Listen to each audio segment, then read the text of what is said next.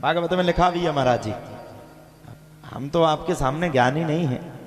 और उसमें लिखा है पाखंड निर्ता संतो वृक्तो सा परिग्रह। पाखंड, संत के भेष में भी कई पाखंडी फिर रहे हैं। सनातन को बदनाम करने के लिए कई लोग फिर रहे हैं। इन्हें हर चीज में चाहिए। हिंदुओं के हर त्योहार में, हमारे अंगने में बहुत अच्छी बात कही थी पूज्य बागेश्वर धाम जी ने, हम सुन रहे थे, हम समर्थित है।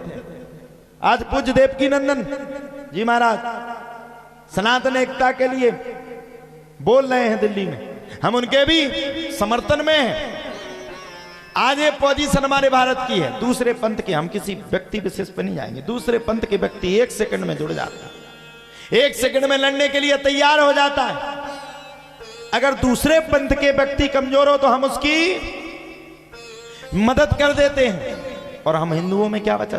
जाति। उन्होंने कहा ये कौन है? बोले ब्राह्मण। उन्होंने कहा ये कौन है? बोले क्षत्रिय। इन्होंने कहा ये कौन है? बोले वैश्य। ये कौन है? बोले शूद्र। हम इन जातियों में विभाजित हो गए। हमारा धर्म बड़ा है, लोग हमें बांट करके काट रहे हैं। ये लोग हमारे धर्म को, हमारे सनातन धर्म को, हमारी धर्म की उपेक्षा को तो तोड़ रहे हैं। अच्छा, हमारा धर्म क्यों टूट रहा है? हमारे बच्चे क्यों नासवान हो रहे हैं? हमारे बच्चे क्यों बिगड़ रहे हैं? हमारे बच्चे आज हमसे इतना दुर्व्यवहार क्यों कर रहे हैं? आप सबको पता है क्यों कर रहे हैं? नहीं है पता क्यों कर रहे हैं। हमने अपने बच्चों को भागवत नहीं सुनाई, हमने अपने बच्चों को गीता नहीं सुनाई, हमने अपने बच्चों को कथा नहीं सुनाई, हमने अपने बच्चों को राम कथा नहीं सुनाई, हमने अपने घर में रामायण का पाठ नहीं करवाया, हमने राम के विषय में चर्चा नहीं की। हमने अपने बच्चों को फैशन वाला बना दिया, हमने अपने बच्चों को यहां वहां की चीजें दिखा दी, मोमोज खिला दिया, समोसा खिला दिया, अनान फलान डिकान सब कुछ खिला दिया। लेकिन हमने अपने बच्चों को सनातन के प्रति आगाह नहीं किया, आगाहित नहीं किया। और वही बच्चे बड़े होकर के इन विधर्मियों ने हमारे हिंदू धर्म को बदनाम करने के लिए जाने कौन कौन से चीजों को बनाया, कौन कौन सी फिल्में बना डाली, कौन कौन सा क्या किया। सब लोग हिंदुओं को गाली देने लगते, सब लोग संतों के प्रति मजाक उड़ाते। आप एक बात बताओ, कोई संत है, कोई महात्मा है, महाराज जी आपको, कोई व्यक्ति आपको 2 करोड़ रुपया दे, क्या आप गुटखा का प्रचार कर सकते हो? 2 करोड़ क्या महाराज जी को कोई 200 करोड़ दे दे, ये गुटखा का प्रचार नहीं कर सकते।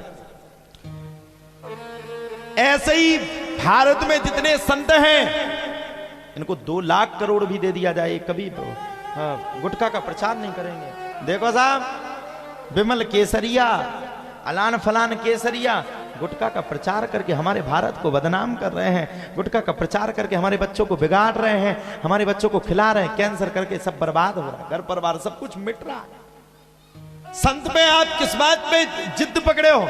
संत क्या कर रहा है? कभी गुटखा का प्रचार नहीं करेगा, कभी गलत का प्रचार नहीं करेगा। संत तीनों ही चीजें कह रहा है ना, उसके लिए आप लोग दौड़ रहे हो। संत क्या बार बार समझा रहा है, अपने धर्म को पहचानो। ये क्या गलत कह रहा है? आज नहीं पहचानोगे कल के दिन पछताओगे। संत कह रहा है गौ की सेवा करो, ये क्या गलत कह रहा है? संत कह रहा है निर्धन की सेवा करो, ये क्या गलत कह रहा है? संत कहीं पर भी गलत नहीं कह रहा है। हम अपने बच्चों को भागवत गीता, भगवत गीता, भागवत की कथा। अच्छा एक बात बताओ, हमें क्या जरूरत है जी यहां बार बार प्रोग्राम करने की? हमें क्या जरूरत है यहां बार बार कथा सुनाने की? हमें क्या जरूरत है आप सबके पास आने की?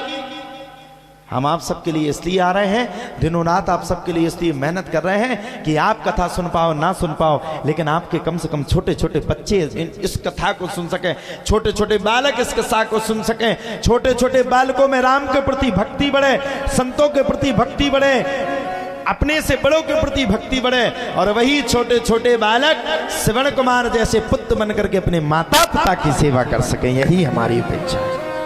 अरे साहब, कुछ सिखाया नहीं, कुछ अपने सनातन के प्रति बढ़ावा दिया नहीं, अपने सनातन को आगे बढ़ाया नहीं, कुछ किया नहीं। अरे उन पंथ वालों को देखो, छोटे छोटे बच्चे अपने पंथ को पहचानते हैं, हमने कुछ नहीं किया। और आप क्या उपेक्षा कर रहे हो? क्या उपेक्षित हो रहे हो? अपने बच्चों से आप अपने सम्मान की उपेक्षा कर रहे हो। आपने अपने धर्म को बढ़ावा नहीं दिया, अपने धर्म को बचाया नहीं, राम की कथा सुनाई नहीं, कृष्ण की कथा सुनाई नहीं, राम के प्रति मोहित नहीं हुए। जीवों की हत्या करके आप खा रहे हो और अपने बच्चों से क्या उपेक्षा कर रहे हो। ये बुढ़ापे में हमारी समस्या का निदान करेंगे? कभी नहीं करेंगे, बिल्कुल नहीं करेंगे। एवरी वन आपकी एवरी डे आप सबकी वो बेइज्जती पे बेइज्जती करेंगे। अगर अपने बालकों को सुधारना है तो रामायण का पाठ, गीता का पाठ, भागवत का पाठ, ये सब सुनाना पड़ेगा। राम की कथा सिखानी पड़ेगी, भागवत के प्रति जाना पड़ेगा, जाति पाति को बंद करना पड़ेगा, जाति पाति की प्रथा को बिल्कुल अलग करना पड़ेगा और छुआछूत जैसी बीमारी को इस देश से दूर करना पड़ेगा। बस एक ही नाम होगा, एक ही नाम, एक ही काम, जय श्री राम। और यही बात कहनी पड़ेगी, हम सनातनी है, हिंदू है, हमारी कोई जात नहीं है।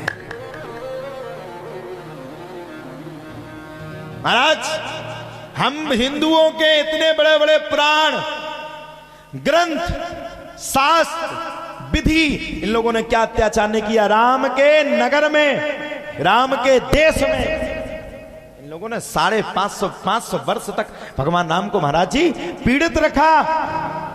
इन लोगों ने हमारे राम मंदिर पर बाबरी मस्जिद बना करके खड़ी की।